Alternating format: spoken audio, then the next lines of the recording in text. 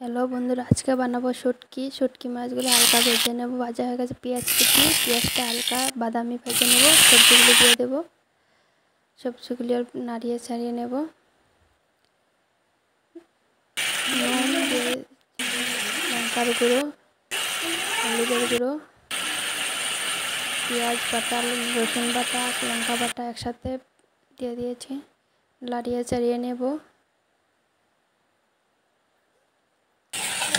ভালো করে নাড়িয়ে চাড়িয়ে নিয়ে সবজিটা ভালো করে কষিয়ে নেব। শুটকি মাছগুলি দিয়ে দেবো। শুটকি মাছগুলি দিয়ে হালকা কষিয়ে নেব। কষানো হয়ে গেছে,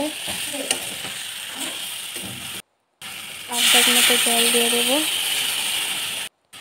ভালো করে নাড়িয়ে চাড়িয়ে ফুটিয়ে নামিয়ে নিলে শুটকি মাছ রেডি। কে কে ভালোবাসো কমেন্ট করে জানাবে।